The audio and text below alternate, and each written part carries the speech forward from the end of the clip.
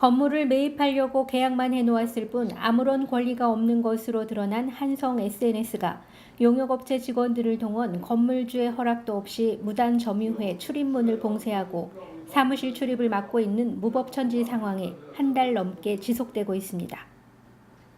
그런데 이번엔 강모 씨가 지난 2월 21일 3년 전 작성됐다는 임대계약서를 들고 용역업체 직원들을 동원 건물을 무단 점유하는 웃지 못할 일이 벌어지고 있습니다. 그런데도 관할 경찰서인 강서경찰서는 피해자들의 고소고발의 조사에만 응할 뿐 적극적인 조치를 취하지 않고 있어 이들의 불법 행위를 묵인하는 것이 아니냐는 원성이 빗발치고 있습니다. SM타워 건물주인 수명산시티 대표와 입주자들에 따르면 지난 2월 21일 강현철이라는 사람이 3년 전 수명산시티 전 대표이사인 김의진과 임대계약을 했다는 계약서를 들고 건물주의 사전 문의도 없이 용역업체 직원들로 보이는 10여 명의 덩치가 건장한 사람들을 동원해 공포 분위기를 조성하며 밀고 들어왔다는 것입니다. 이에 사유를 물었으나 아무런 근거도 제시하지 않은 채 접근을 못하도록 위협을 가하였고 다만 구두로 수명산시티 전 대표이사인 김의진에게 용역비 2억 6천만 원을 받지 못하여 1층과 3층의 307호와 309호에 대해 2011년도에 작성한 계약서가 있다면서 3년 전 계약서를 근거로 들어왔다는 것입니다. 그러나 강 씨가 3년 전 작성했다고 하는 임대계약서가 가짜 계약서라는 논란이 일고 있습니다. 취재진의 취재 결과 수명산시티 전 대표이사인 김희진은 강 씨를 본 적도 알지도 못하고 당시에 계약서를 써준 적이 없다고 밝히며 강 씨가 주장하는 임대계약서는 임의로 조작된 허위계약서일 거라는 것입니다. 다 거짓입니다. 저는 2011년 6월 23일 날 대표이사로서 해임되고 나서 회사를 한 번도 가본 일이 없습니다. 만약에 도장이 찍혀져 있다 그러면 그건 다 위조한 거고 저는 간 일도 있고 그 사람들을 만난 일도 없습니다. 그 사람이 내 얼굴을 알면은 한번 모르는 데서 한번 대적을 해보시면 알 겁니다. 절대 모릅니다. 그 사람 내 얼굴도 모릅니다. 강현철이라는 사람을 압니다. 모릅니다. 전혀 모릅니다. 강영철은 이름도 들어보지도 못했습니다.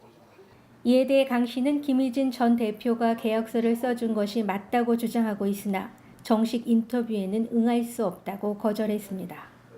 김희진 전 대표이사는 또 3년 전인 2010년 12월 7일자에 용역업체 직원들로부터 협박을 받고 206호와 208호 사무실 임대계약서를 작성해 주었고 그 이후에도 괴롭힘을 당하다가 결국 집단 폭행까지 당해 뇌출혈을 일으켜 뇌수술을 받고 현재에도 병원 치료를 받고 있는 사실까지 폭로해 충격을 주고 있습니다.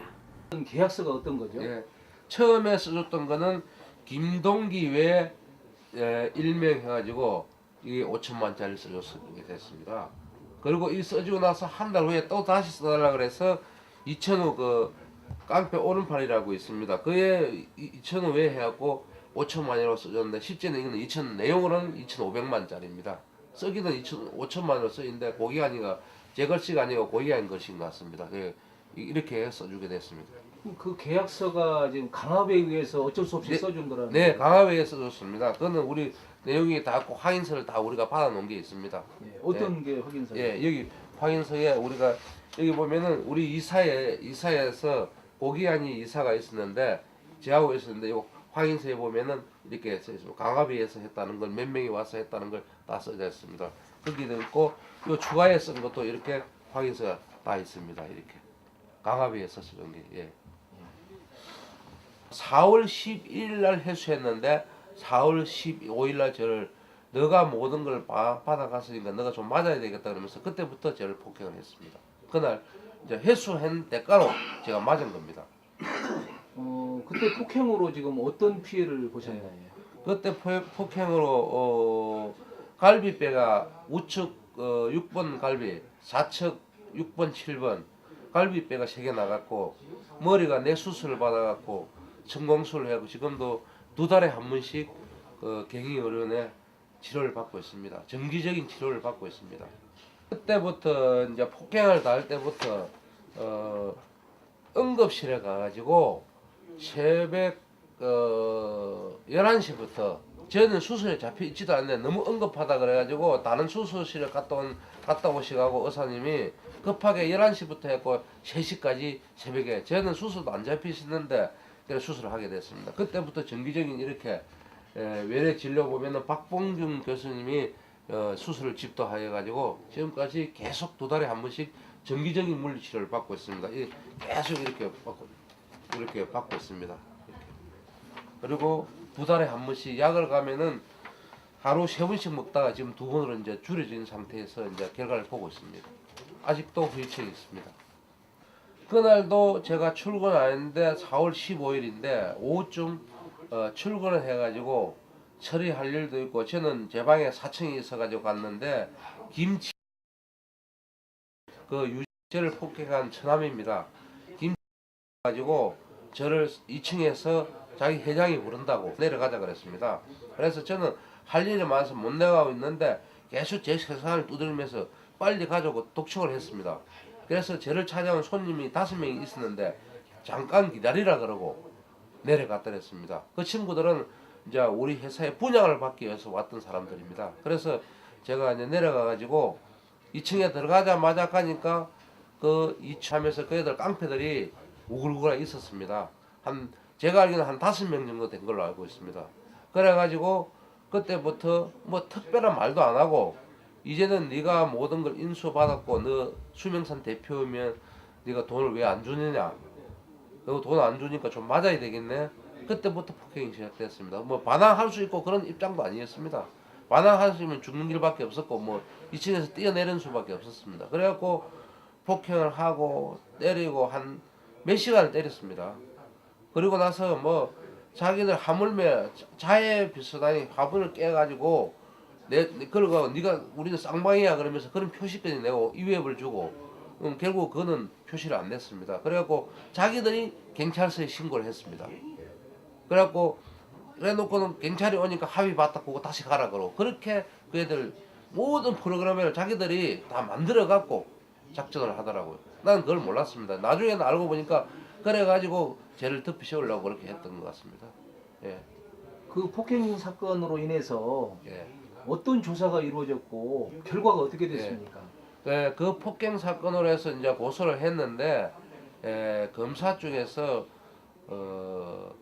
처음에는 동대문 경찰서에서 조사를 받았는데 그 자료를 보면 완벽할 겁니다. 근데 강서로 이첩을 하면서 완전히 조사 내용이 180도 바뀌어버렸습니다. 그 내용을 지금도 갖고 보관만 했다면 그 내용대로 비디오 촬영 내용대로 하면 그 애들은 제가 보기에는 최소한도 구속이나 돼야 되는데 그래갖고 조사의 내용이 바뀌면서 약식 기소로 유민종 검사께서 약식 기소를 때려버렸습니다.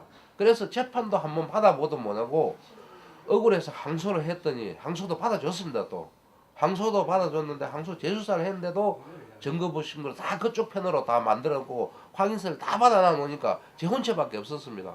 어떻게 할 수가 없었습니다. 제 혼체. 그래갖고 지금 억울한 심정을 청와대나 다 탄원서를 넣어봤지만은 결국 무용지물이 되고 지금까지 병원만 왔다 갔다 하고 있습니다. 현재 SM타워 건물 3층에는 한성 SNS가 동원한 용역업체 직원과 강 씨가 동원한 용역업체 직원이 출입문을 막고 지키고 있습니다.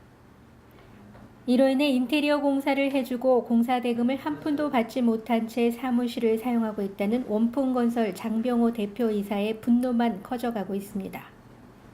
네, 김유진 씨를 제가 만나본 결과 307호 300호를 강영철 씨한테 계약서를 써줬다고 그러는데 나는 이 경찰서에 가서 그 계약서 보지도 못했고 그래서 제가 가서 김유진 씨를 직접 만나 확인해 본 결과 자기는 이 해준 사실도 없고 이거 필적 감정을까지 전부 다 의뢰를 해가지고 해봤으면 쓰겠다고 바로 그 이야기를 하고 내가 이 보시다시피 여기 지금 문을 다 점검을 하고 이 사무실 들어가서 업무도 못 보고 그런 실태니까 이것을 억울해서 내가 미치겠습니다. 지금 말은 못하고 지금 이 시대가 지금 어느 시대인데 이런 영역들이 들어와가지고 이런 가짜 계약서를 가지고 와가지고 이 행동을 한다는 것은 도저히 이해를 못하겠어요.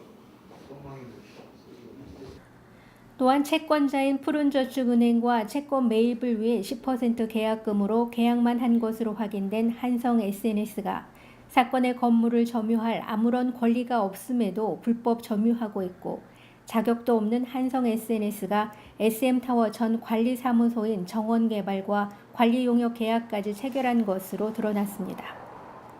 또 이를 근거로 정원개발은 한성 SNS의 의뢰를 받아 3층 시건장치의 키를 보관하고 있으며 사무실 입주자의 요구에도 한성 SNS의 허락 없이는 키를 줄 수 없다는 입장만 되풀이하고 있습니다. 그거는 지금 중요한 게 아니고요, 사장님. 뭐가 좀 지금 저하고 이야기해서는 답이 없습니다. 저도 지금 사장님도 아시다시피 업무 요청을 받았어요, 제가. 자들이 근거를 제시해갖고 업무 요청을 받은 상태입니다. 제 허락 없이 제 마음대로 열쇠를 못 열어요. 얘기를 하시려면요, 하성하고 이야기하는 게 제일 빠릅니다.